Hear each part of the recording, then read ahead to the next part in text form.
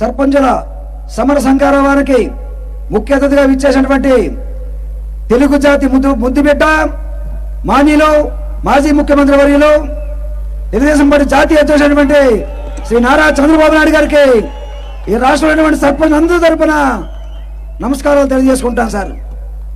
అయ్యా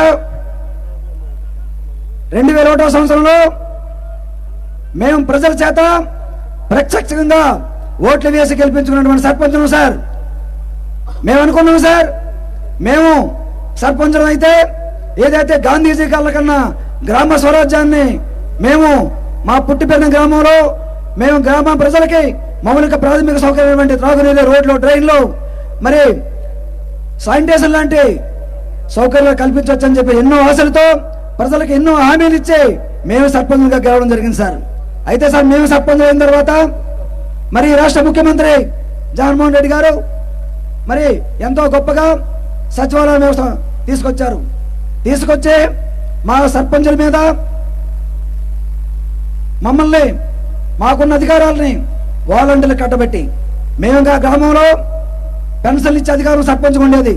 సంక్షేమ పథకాలు అందించే ప్రతి కార్యక్రమాలు ముఖ్యంగా ఇల్లు పథకం కానీ అలాగే అన్ని సంక్షేమ పథకాలు కూడా గ్రామ సర్పంచ్ సంతకంతోనే జరిగేవి సార్.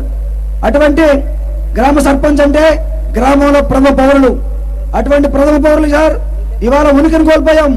మరి మాకు నిధులు లేక గ్రామాల్లో పనిచేయాలంటే నిధులు ఉండాలి సార్. ఈ రాష్ట్ర ప్రభుత్వం ఏదైతే రాష్ట్ర ఫైనాన్స్ కార్పొరేషన్ ద్వారా ఇవ్వాల్సిన నిధులు ₹1 కూడా ఇవ్వకపోగా కేంద్ర ప్రభుత్వం మాకు ఇస్తున్నటువంటి 15వ 16వ ఆర్థిక సంఘం నిధులు కూడా ₹1 కూడా మాకు ఇవ్వకుండా దొంగదారిన రాత్రి పంచాయతీ ఖాతాలు ఖాళీ చేసిన కనుక ఈ రాష్ట్ర ముఖ్యమంత్రి జగన్మోహన్ గారు చెక్కిందని చెప్పేసి ఈ సందర్భం తెలియజేసుకుంటాం సార్.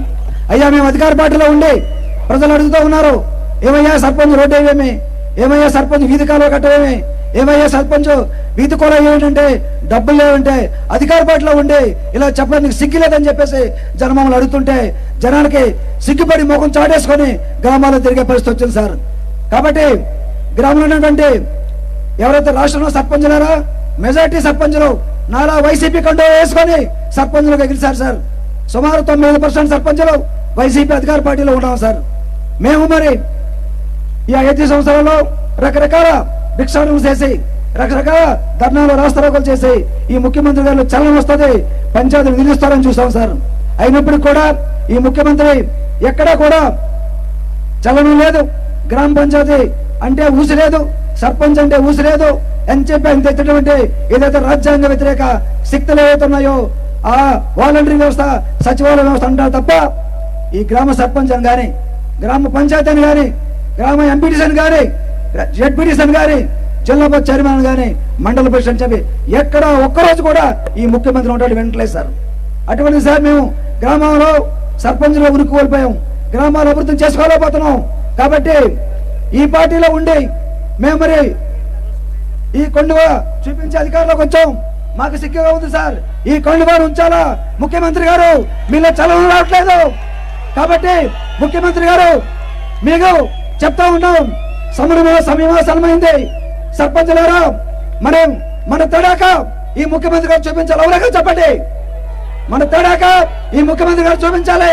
సర్పంచులారా రేపు రాబోయే ఎన్నికల్లో మనకు ఎవరైతే నిధులు ఇస్తారో, మన గ్రామంలో ఎవరైతే బాగు చేస్తారో, మనం గ్రామంలో సగర్వంగా సర్పంచ్ని కాళ్ళ దగ్గర చూపించుకోవాలంటే రాబోయే రోజుల్లో మరి ముఖ్యమంత్రి గారు చంద్రబాబు గారు మరి 2014లో పెద్ద ఎత్తున ఆయన రోడ్లు, డ్రైన్లు, మరి గ్రామాలని సస్యలను శ్యామలం చేస్తూ అభివృద్ధి చేశారు. మరి గ్రామాలను బంగారు బాట వేసినటువంటి చంద్రబాబు నాయకత్వంలో అయ్యా ముఖ్యమంత్రి గారు, కాబోయే ముఖ్యమంత్రి గారు, మరి మీ కాబోయే ముఖ్యమంత్రి గారు ఎందుకంటానంటే ప్రజల గాలి మీ వైపు మళ్ళింది. ఎందుకంటే అక్కడ ముఖ్యమంత్రి ఎవరు చెప్పిన వెంటనే ముఖ్యంగా గ్రామాలు ఈ దేశాన్ని పట్టుకమ్మలు గ్రామాల ఓట్లతోనే ఎమ్మెల్యేలు, ఎంపీలు కలిసి ప్రభుత్వాలు నిలబెడుతున్నారు. కాబట్టి గ్రామీణ పౌరులారా ఆలోచించండి. మీరు మాకు ఓట్లేస్తే ఈ ముఖ్యమంత్రి గారు మా నిధులు దొంగలించుకుపోయారు, మేము డబ్బులు లేక ఎలా అభివృద్ధి చేయమంటారు? కాబట్టి రాబోయే ఎన్నికల్లో వైసీపీ సర్పంచులారా వైసీపీ ఎంపీటీసీలారా, వైసీపీ జడ్పీటీసీలారా, నా మాట వినండి. మనం సగరంగా తలతో తిరగాలంటే, మనం సర్పంచులుగా ఎంపీటీసీలుగా గౌరవం దక్కాలంటే ఏం చేయాలి చెప్పండి. మరి ఏదైతే నిరంకుశ ముఖ్యమంత్రి, మరి రాజ్యాంగం అంటే విలువ లేదు, చట్టం అంటే విలువ లేదు. మరి రాజ్యాంగబద్ధంగా చట్టబద్ధంగా ఎన్నికలు పెట్టాడు. మనకి ఎన్నికలు పెట్టి గ్రామీణ ప్రజల్ని మోసం చేసిన ముఖ్యమంత్రికి రాబోయే రోజుల్లో వైసీపీ సర్పంచులు, ఎంపీటీసీలు, జడ్పీటీసీలు తగిన బుద్ధి చెప్పి మనం ఏంటో మరి బుద్ధి చెప్పి మనకి అనుకూలంగా ఉన్నటువంటి ఎవరైతే మన గ్రామాల బాగు కోసం గతంలో పనిచేశారో, మరి ఈ సందర్భంగా చంద్రబాబు నాయుడు గారిని ఈ రాష్ట్ర ప్రజానీకం తప్పున ఒక సర్పంచ్ వేడుకుంటాం సార్. అయ్యా, ఇటువంటి నిరంకుశ ముఖ్యమంత్రి మా గ్రామాలను సర్వనాశనం చేశారు, మాకు నిధులు లేక మమ్మల్ని ఉత్సవిగ్రహాలు చేశారు. కాబట్టి ఈ ముఖ్యమంత్రికి, ఈ వైఎస్ఆర్ పార్టీకి రాబో రోజుల్లో సర్పంచ్ అందరూ కూడా బుద్ధి చెప్పాల్సిందిగా కోరుతూ మా గ్రామాలకి పూర్వవైభవం తీసుకొచ్చి మాకు నిధులు అధికారాలు ఇవ్వాల్సిందిగా చంద్రబాబు నాయుడు కోరుకుంటూ, అయ్యా వైసీపీ సర్పంచులారా, నాకైతే సిగ్గుగా ఉంది. మరి ఈ కండువారి ఈ రోజు తీసేసి ప్రజల కోసం ఈ ముఖ్యమంత్రిగా యుద్ధం చేస్తారని చెప్పేసి తెలియజేసుకున్నాం. నాకు ఈ అవకాశం వచ్చిన రాజేంద్ర ఛత్రపతి జై హింద్, జై హింద్, జై పంచాయతీరాజ్. సర్పంచ్ ఐక్యత, సర్పంచ్ ఐక్యత, సర్పంచ్ ఐక్యత.